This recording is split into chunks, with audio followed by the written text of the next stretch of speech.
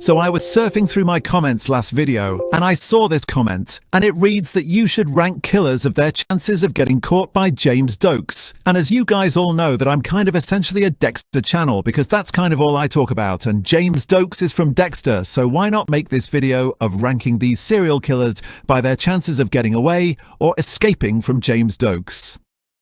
Now, before we get into this video, let me explain the tiers for you guys so you understand what I am ranking. Coming in at S tier is they'd beat James Doakes, which is pretty self-explanatory. Next is Doakes would put them behind bars, which is essentially the win for James Doakes. Doakes would find out about their identity, but he couldn't actually get enough proof to put them behind bars. And Doakes would only have suspicions, which means that he'll have a gut feeling, but he won't actually find out their identity, and he wouldn't put them behind bars. He would just have a feeling. Now, coming in first, we have Light Yagami. Now, this is going to be Doakes' hardest matchup on this list, considering the fact that Light literally has a supernatural book to help him defeat anyone who stands in his way. But for those of you who haven't seen the show Death Note and don't know what the Death Note is actually capable of doing, I'll give you a brief rundown. So whoever is in possession of the Death Note, which Light is in this situation, they can write down anybody's name in the book, and then the person dies. But Light needs to see the face and the person's birth name, not like a nickname or anything like that, to actually make it work for certain. Now, if Light ever knew Doakes was on his trail, Doakes would be dead instantly.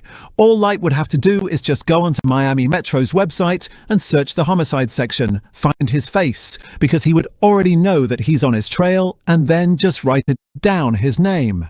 And you might be saying, how would Light even know that he's on his trail? Because, I mean, this is James Doakes we're talking about. Doakes is a very aggressive and impulsive person, because I'm sure, as you all know, when he was talking Dexter, he let it be known to Dexter that he was following him. Like, he didn't do it discreetly or anything. Like, literally everywhere that Dexter went, Doakes was behind him in plain sight. He would even point at him saying, "I'm watching you." Like, imagine if he did that to Light Yagami, and he 100% would, because that's just how Doakes operates. And I'm not going to lie, if L could improve that, Light was Kira, bro. So Light Yagami 100% is beating James Doakes. No questions asked. Coming in second, we have Barry Berkman. Now, let's be real, Barry is a pretty sloppy person. Sure, he's a very skilled hitman, but his personal life is a complete disaster. Every time he tries to get out or have a fresh start, he ends up leaving a trail of bodies and suspicion behind him. And that's exactly the kind of stuff that our good old pal Doakes thrives on. Now, Doakes is a bloodhound when it comes to spotting cracks in some people's stories, and Barry has nothing but cracks. Remember, this is the same guy who thought he could balance acting classes with contract killing.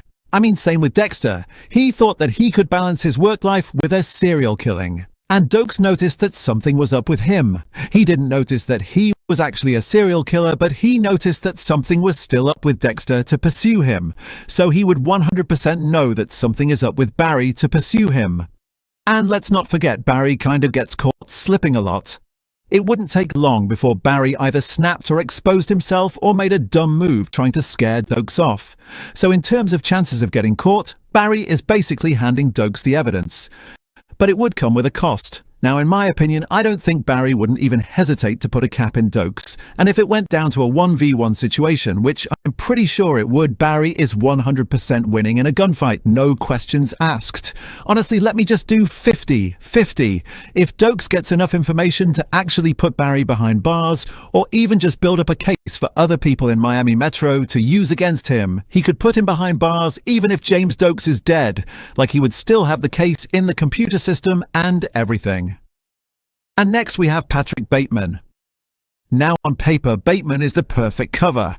You know he's a rich Wall Street banker, and you know he always has the flawless business card, and to the outside world, he looks completely untouchable. But I'm sure, as we all know, Doakes doesn't fall for masks, as this is kind of going to be a common theme in this video, and Bateman's problem is that he wants people to see the monster behind his mask.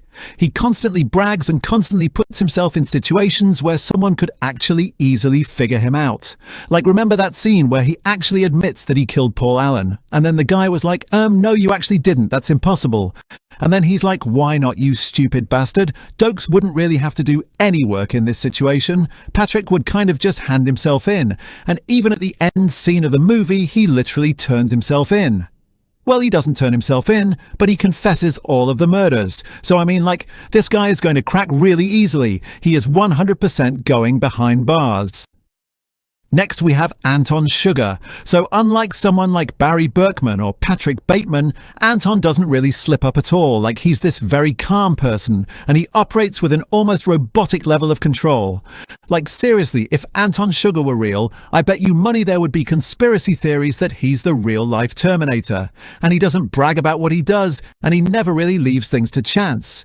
Well, I mean, unless it's a coin flip, he does. And Anton lives by his own code, and he sticks to it with absolute discipline. Like, I'm talking about absolute discipline. And that makes him unpredictable for most people, but also incredibly hard to trap. Now here's when things get interesting. Doakes will push a suspect until something breaks, but Anton, on the other hand, doesn't break. He doesn't scare, and if Doakes ever cornered him, it wouldn't end in arrest. It would end in a shootout. And Doakes might not walk away from that one. Like, if Anton knew that Doakes was on his trail, he'd wait for Doakes to get off work, then go to sleep, then he would walk into his house and pop him right then and there. I feel like Anton's beating Doakes. And next we have Ghostface. Now, since there are countless Ghostfaces in the Scream franchise, we're going to do the OGs, Billy and Stu. Now, let's be real. These two are teenagers playing dress-up, and they are not disciplined serial killers whatsoever. Like, their whole plan in Scream is built on chaos and showmanship, not really with a brilliant plan or solid execution whatsoever. They just love taunting victims and just bragging about their master plan. Like, Billy and Stu would just be leaving clues all over the place. They make phone calls, they get emotional, and they argue with each other mid-crime. Are you serious? And they just can't help to draw attention to themselves. Their downfall in Scream was literally that they couldn't stop talking. They wanted to explain everything and take credit for everything. Imagine them trying that with Doakes. He wouldn't be standing there listening to their monologue whatsoever. They were getting put behind bars 100%.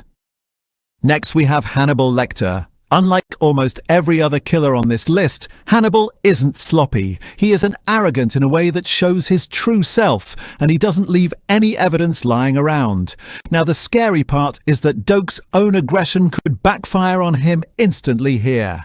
Now, Hannibal thrives on studying people and exploiting their weaknesses, and Doakes doesn't play subtle. As we all know, this guy just charges right in, and he makes his presence completely known. Which is truthfully so stupid, and that's the exactly kind of behavior that Hannibal could manipulate, either to make Doakes look completely unhinged, or worse, to lure him into a trap that he doesn't walk out of, like many of the other detectives who come looking for the Chesapeake Ripper. If anything, the only person that's going to be in danger in this scenario is James Doakes. And Hannibal would probably just serve his remains to his guests with a nice glass of wine. So yeah, I mean, this is no contest at all. He beats Doakes 100%. Next we have Leon Prater. Now, you might be saying, wait, Leon Prater isn't a serial killer, and he isn't even a killer. Well, technically he is now a killer because of episode 9, where he kills Angel Batista. And honestly, is that his first kill? I think it is, because in episode 10 he was like, I finally got a taste of what it feels like to be a killer. So honestly, I do think that is his first kill. So technically, yeah, no, he is a killer. I feel like Doakes would only have his suspicions about Leon Prater. I feel like Doakes would 100% think that something is wrong with Leon Prater, because on the surface, Leon is this billionaire who seems to have such a squeaky clean record and has a track record of donating millions to law enforcement, which is essentially Dexter all over again. Now we know that Leon is more charismatic than Dexter, and one of the reasons Doakes was so suspicious of Dexter was because of his awkwardness. I feel like Doakes would definitely suspect that there's something wrong with him, but I feel like that's all there would be to this. And next we have John Doe from 7. So every murder from John Doe was completely planned down to the last detail. He was patient enough to wait years to make his masterpiece happen, and that patience alone makes him harder to pin down than most killers Doakes has really ever faced in his entire life. So what would happen if Doakes is the one chasing him? I mean, honestly, Doe gets caught because, I mean, this is his whole plan. He was intended to get caught inevitably. But the real question in this, he was intended to get caught inevitably. But the real question in this scenario is whether Doakes would recognize the trap before stepping into it. Because if you guys haven't watched 7, the trap happens at the very end when he turns himself in. And given how aggressive and confrontational Doakes is, it's kind of very possible that he'd walk right into John Doe's game. Kind of just like Mills did. This one is again another 50-50, because Doakes would put him behind bars, but then at the end of the day, does he actually win the mind games or not? And last but not least, we have Norman Bates. And yeah, no, Norman Bates is getting put behind bars with ease from James Doakes. And yeah, we didn't use his tier at all because honestly, out of every character I picked on this tier list, I mean, it's kind of hard to make a tier list with James Doakes because really, he isn't that intelligent. Like, he really isn't a great detective. I mean, practically everybody in Miami Metro is a terrible detective, if we're being honest. The only really good person was actually James Doakes, if you count Frank Lundy, but he wasn't a part of Miami Metro. So yeah, I mean, it's kind of hard to make a tier list like this with James Doakes. You kind of have to put him up against the worst serial killers of all time, and that would kind of just make for just a really boring video. So yeah, no. This is the tier list. Let me know.